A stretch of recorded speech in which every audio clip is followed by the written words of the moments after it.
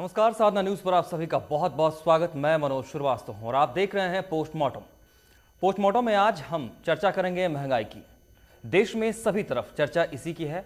कोई महंगाई के बोझ तले दबकर पीड़ा में इसकी चर्चा कर रहा है, कोई महंगाई से मलाई काट रहा है इसलिए इसकी चर्चा कर रहा है। तो इन सब से ऊपर संसद में हमारे नेता महंगाई को कम करने के लिए इस पर चर्चा कर रहे हैं।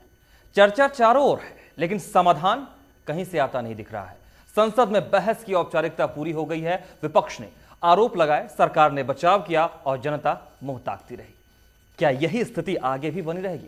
क्या महंगाई इसी तरह बढ़ती रहेगी या इस पर लगाम लगेगा भी? कौन है जिम्मेदार महंगाई के लिए? कैसे कम हो सकती है महंगाई? इन तमाम मुद्दों पर हम चर्चा करेंगे आज के पोस्टमार्टम में। और इस दौरान स्टूडियो में मौजूद रहेंगे हमारे ग्रुप एडिटर एनके सिंह। और हमारे group editor NK Singh studio में मौजूद हैं। एनके, बहुत स्वागत है आपका स्टूडियो में शामिल होने के लिए। तो इस चर्चा में हम आगे बढ़ेंगे, तमाम पहलुओं को समझने की कोशिश करेंगे। और आज जो महत्वपूर्ण मसला है वो कि क्या ये महंगाई कम हो पाएगी, जिम्मेदार कौन है, उनकी जिम्मेदारी क्या वो अपनी समझ पाएंगे, तमाम बातें शुरू करें आज का पोस्टमार्टम।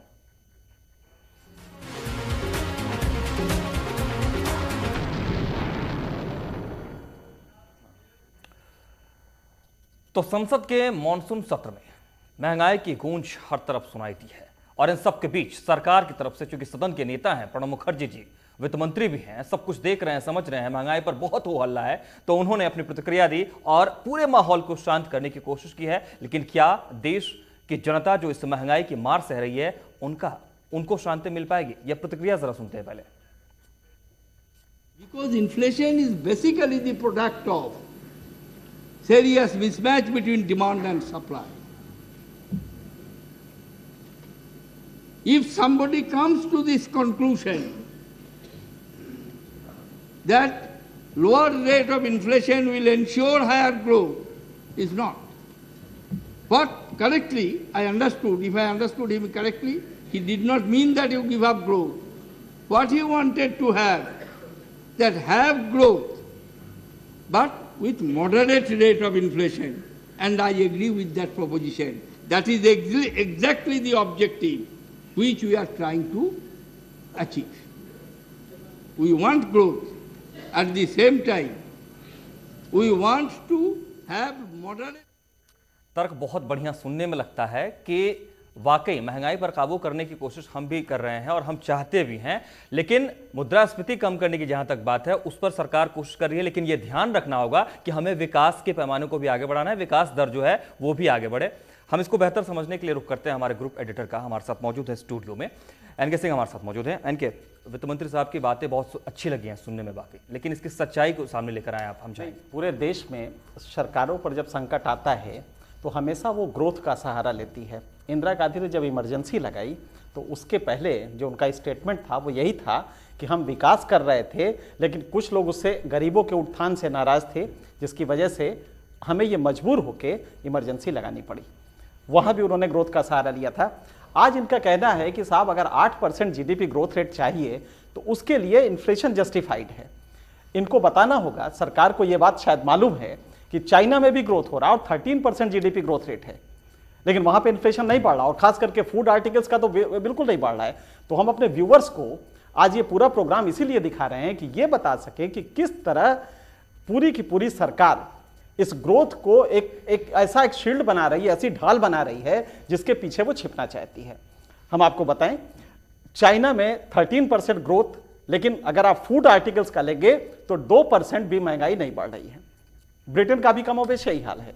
तो अगर आपका 8% ग्रोथ रेट है तो ज्यादा से ज्यादा आपको अलाउ है। यह सही बात है, जैसा प्रणव दादा ने कहा कि अगर ग्रोथ है तो ग्रोथ लेट इकोनॉमी में हमेशा इन्फ्लेशन होता है, क्योंकि आप मार्केट में पैसा छोड़ते हैं, पैसा छोड़ने के लिए लोग काम करते हैं, आगे बढ़ते हैं, वो पैसा लेते हैं और इससे आपका ग्रोथ बढ़ता है। दोनों में एक इंटरडिपेंडेंस है, अन्योन्याश्रितता है।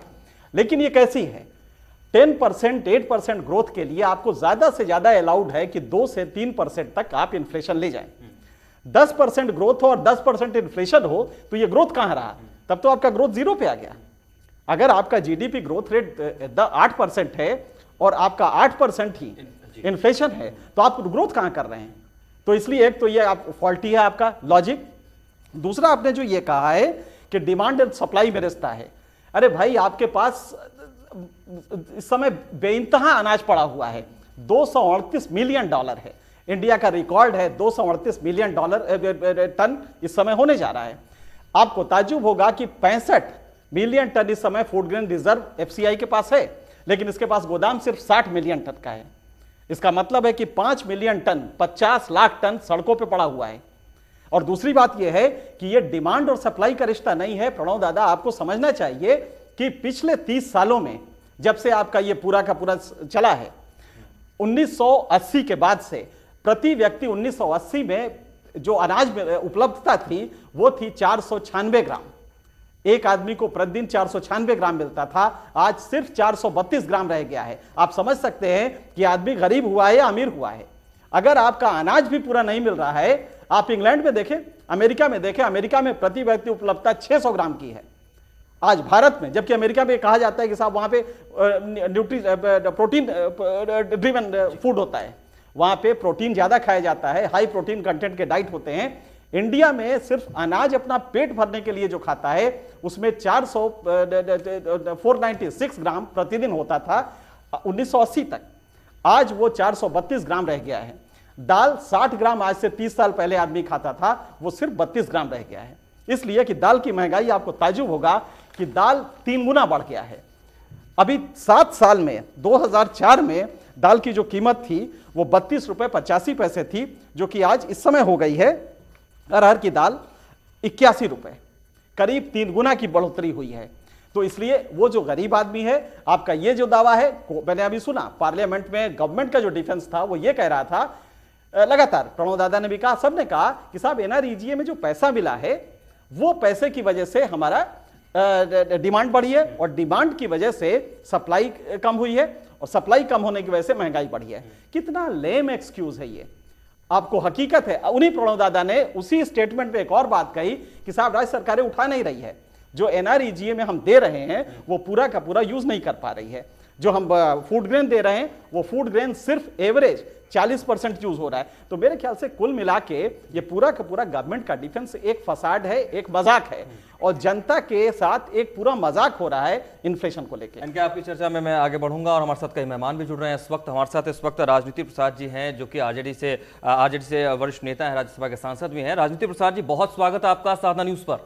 बहुत बहुत धन्यवाद जी। आप लोग जोर शोर से मुद्दा तो उठा रहे हैं, लेकिन क्या आपको लगता है कि इस मुद्दे का जो परिणाम चाहिए जनता को, हम लोग उठा सकते हैं, सामने लेकर आ सकते हैं, लेकिन असल में इसका परिणाम जो चाहिए जनता को वो मिल पाएगा?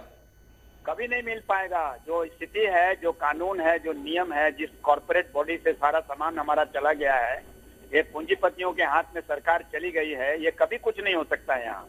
जी, आप हमारे साथ बने हुए हैं एनके जी, लेकिन ये राग कब तक कलापते रहेंगे कि इनके हाथों में चला गया, पूंजीपतियों के हाथों में? राजनीति प्रसाद जी, आप अपोजिशन में हैं, आपकी बातें बिल्कुल पॉलिटिकल। हम जानना चाहेंगे कि वो क्या क्या मुद्दे हैं जो कि महंगाई का कारण हैं और उसको काउंटर करने के लिए आपके पास सुझाव क्या है?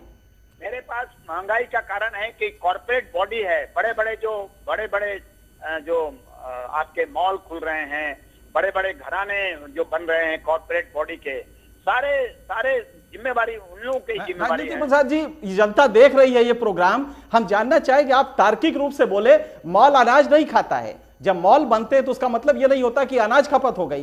कारण है, महंगाई का कारण एक ही है कि आप जो किसान है, किसान को उचित हम लोग मुआवजा नहीं दे पा रहे हैं और उसके जो फसल होते हैं उसको हम लोग ठीक ठाक से रखते नहीं, उसका बर्बादी करते हैं।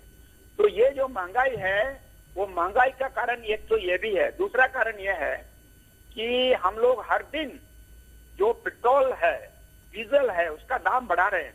तो जब पेट्रोल और डीजल का दाम बढ़ाएंगे तो और सब चीजों का दाम भी बढ़ जाएगा, चाहे वो ट्रांसपोर्ट का दाम हो, चाहे उससे बनने वाला सामानों का दाम हो, सब चीज का दाम बढ़ता है। और जब सामान ज्यादा दाम बढ़ जाएगा। जब आपके लालू प्रसाद जी सरकार में थे, रेल मंत्री थे, उस समय पेट्रोल प्रति बैरल $32 था, आज $140 हो गया है। तो चूंकि इंटरनेशनल प्राइसेस 4 गुना ज्यादा हो गई हैं, उसके मुकाबले सरकार ने पेट्रोल के प्राइसेस नहीं बढ़ाए हैं। इस तथ्य को आपको मालूम होना चाहिए। देखिए, मैं आपको बता रहा हूं, अभी भी सरकारी मुनाफा बहुत ज्यादा आता है। आप आंकड़ा देख लीजिए, पेट्रोल से और डीजल से सरकारी मुनाफा ज्यादा आता है और ये जनता से ही वसूल किया जाता है। ऐसा नहीं कि पेट्रोल का सब घाटे में चल रहा है, ऐसा कुछ नहीं है। लेकिन हम लोगों को तबाह करना है, हम लोगों को बर्बाद करना है। पता नहीं कौन इनको बुद्धि देता है इस तरह से। भाई वो तो आपसे बुद्धि मांग रहे हैं, आप दीजिए ना, आप बुद्धि भी तो नहीं दे रहे हैं। देखिए, जब तक सरकार ने कल कहा कि हम चाहते हैं कि विपक्ष एक कॉन्क्रीट टेंजिबल सॉल्यूशन लेके आए, आपने एक भी सॉल्यूशन ऐसा कल फ्लोर पे नहीं रखा जबकि आप सरकार में रहे हैं। तो इसलिए कम से कम एक ऐसा सॉल्यूशन तो दीजिए जो कि सरकार के समझ में आए। कॉर्पोरेट बॉडी है और वादा कानून है, फॉरवर्ड मार्केट जो है ना जी, वादा कानून जो बनाया है, ये दोनों कानून को, जो कॉर्पोरेट बॉडी है और वादा कानून है, ये दोनों को जब तक खत्म नहीं करेंगे इस मुल्क से महंगाई खत्म होने वाला नहीं है। क्योंकि चीजों का वही कर रहा है। जी, राजनीति प्रसाद जी, आपके मायने में ये जो महंगाई है ये खत्म होने वाली नहीं है, आप सीधे सीधे जवाब ये दे रहे हैं। बहुत शुक्रिया आपका हमारे साथ जुड़ने के लिए। लेकिन सवाल ये है, मसला ये है कि महंगाई कम नहीं होगी तो क्यों नहीं कम होगी? आखिर जिस सरकार को जनता ने चुना है उससे उम्मीद क्यों न करे? और बार बार अगर तर्क सरकार दे कि राष्ट्रीय तेल की कीमतें बढ़ गई हैं, विकास का भी हवाला देते रहेंगे, ऐसी स्थिति में क्या जनता हर बार मरती रहेगी? इस बार शायद इसीलिए मसला और जोर शोर से उठा है संसद के सत्र की शुरुआत के साथ ही। छोटा सा ब्रेक हम ले रहे हैं और जल्द वापसी होगी, इस मुद्दे पर और बहस आगे बढ़ेगी।